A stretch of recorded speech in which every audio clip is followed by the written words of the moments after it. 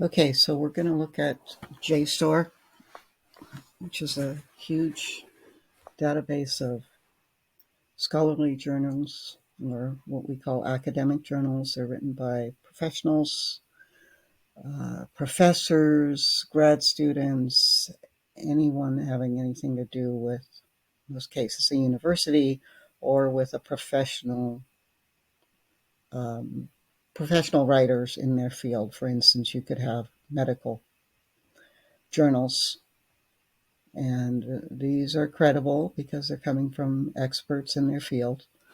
So that's why we're using it. A lot of college students use it. A lot of our seniors and juniors use this database. So we're going to get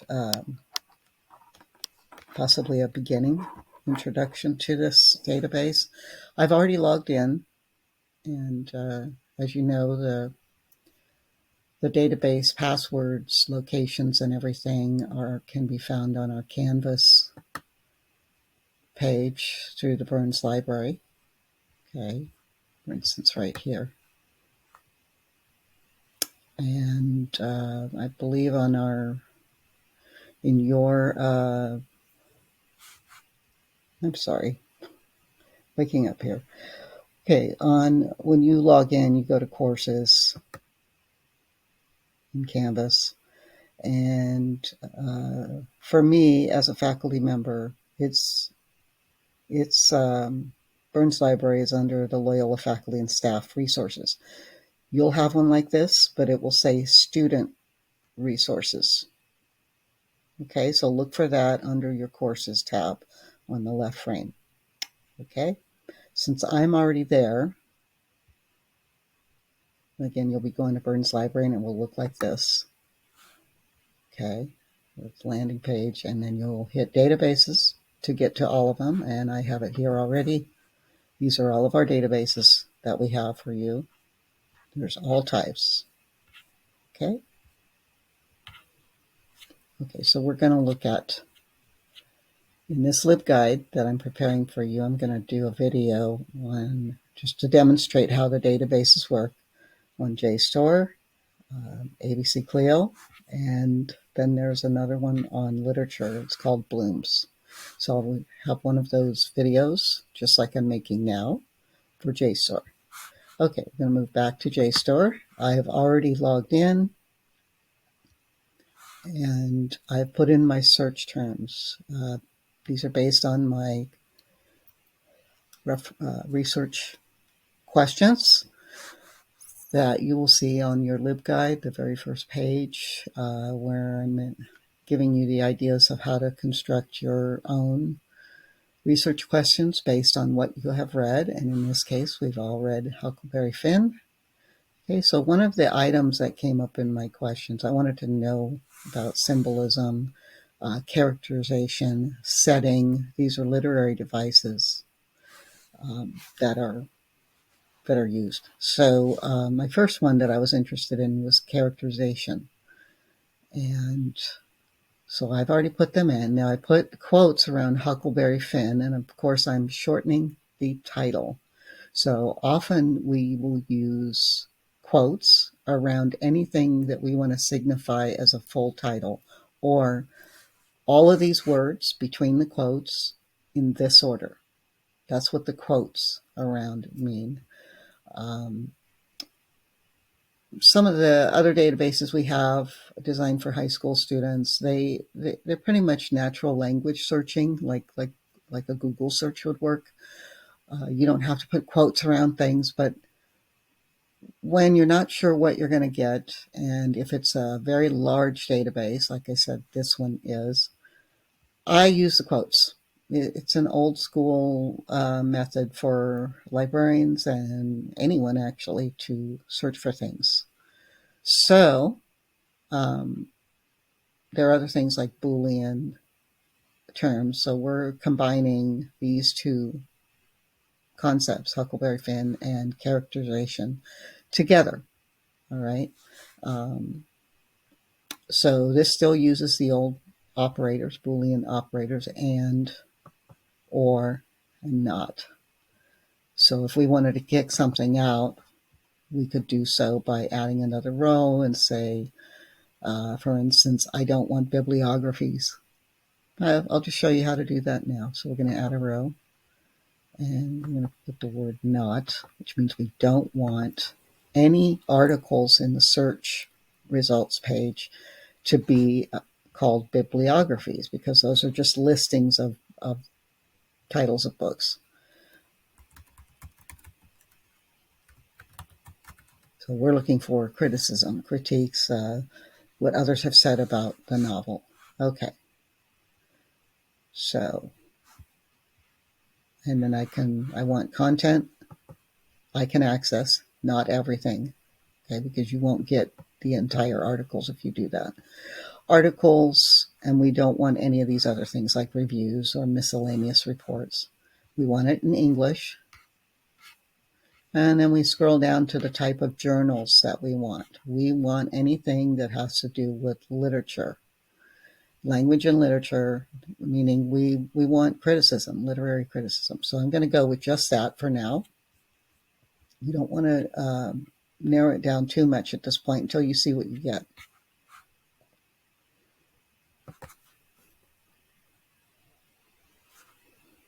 Okay, not bad.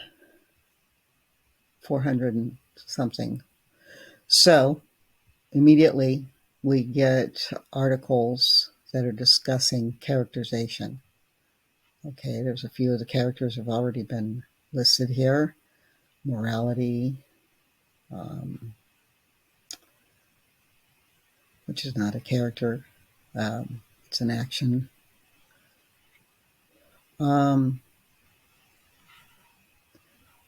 Talking about the structure, that's part of criticism. Okay.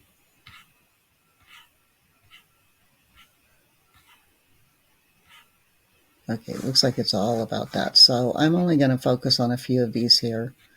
Again, you're going to be using different terms based on your research questions, the things that you've thought about. So I'm going to go ahead and click on one of these. They're talking about Jim.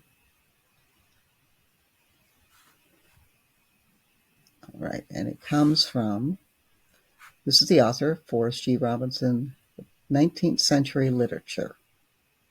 Okay, that's the name of the journal that this comes from. And we can actually get full text. You can see it as it appeared in print right here. This is a facsimile. That's what it looks like.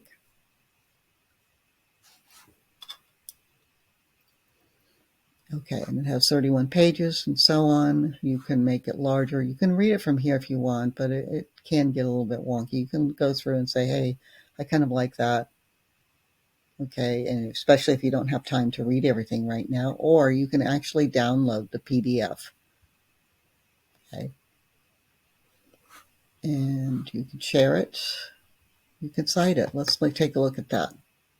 Now, this is where, like I may have said before, every database we have will have some way of, once you've opened up an article, a way to cite it. They'll give you the actual citation. So you could highlight this. In this case, all we have to do is push a button. But sometimes they don't have this copy button right next to it. So you would highlight it, hit copy, and then of course you could go to your Google Docs and start your works cited page and just drop it in there. And of course, you'll deal with it later. You may decide you don't want to use it in your final paper. Okay, but before you turn in your final paper, please double check it. We're using MLA at Loyola High School, so that's why I chose this format. But you still want to check that book that you have. Okay, and make sure everything's up to date. I believe we're using the 9th edition of MLA at Loyola. Okay, so that's that. So I'm going to download this because he's one of the two major characters in this novel. So I'm going to download it and accept and download. Okay. And yes, you could send it over to your Drive account as well. You can just take the link, share it to yourself. Okay. So this is another this. So basically a citation, but it's not official for your works cited needs. But it basically tells where it's come from. Okay. So that always shows up at the beginning. Okay. Don't have a lot of time to go through the entire articles, but I think you guys get what I mean. Okay. So I'm going to go back to results. Always look for that kind of a link when you're inside of a database and you want to go back to your original results page so you don't have to repeat the search. You don't want to automatically use the browser back button because that may erase everything. You might have to start over. Okay, so there's more. There's a lot here. So this looks very promising for me to use. Okay.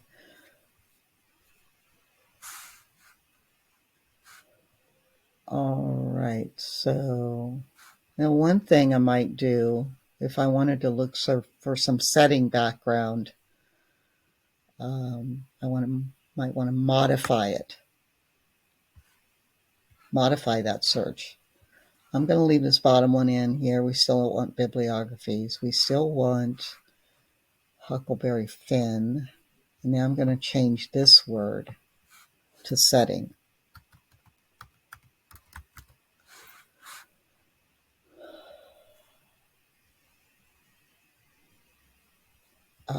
You could actually use exact locations as well.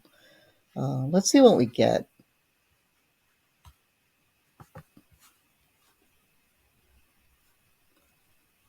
Okay, some of the same articles are coming up. Okay, so here they're mentioning the town, Hannibal, Missouri. Okay, so this might be helpful. Okay, and I'm looking through the short summaries here to see if there's anything I want yet. I don't know. I'm not sure about that one. Nationalism. Okay, that's a much broader as far as setting. There's more about characterization. Okay, so I'm not seeing a whole lot. Oh, the crowded raft.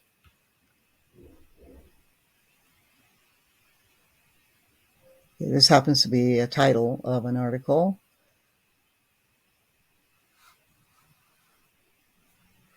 Yeah, I'm thinking that may not have anything to do with it. Putting the river on new maps.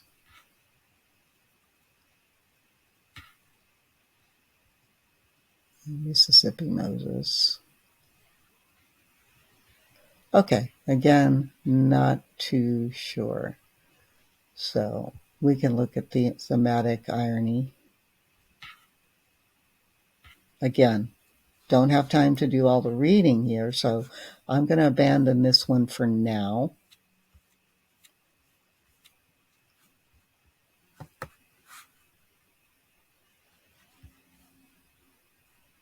I might have to get more specific, so I might actually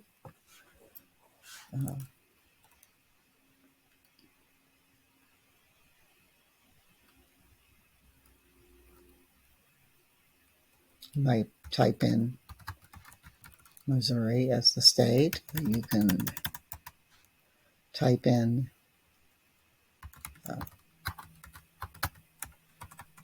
Mississippi River. I've probably spelled that wrong, but let's see if it actually searches it.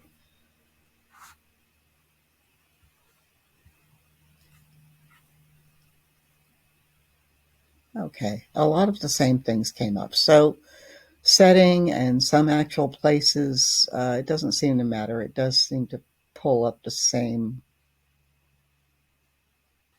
items, articles. Okay, So for now, I'm going to move on. As I said, this is my first time searching it, and I'm going to move on to a different database. And this is fine. We could go on, but I need to show you more of the databases in this LibGuide that we're creating for you. Okay, so these are demonstrations of how I would go about searching based on my research questions. And remember, that's your key thing, your research questions, your brainstorming of keywords, and so on. Okay. See you in the next video.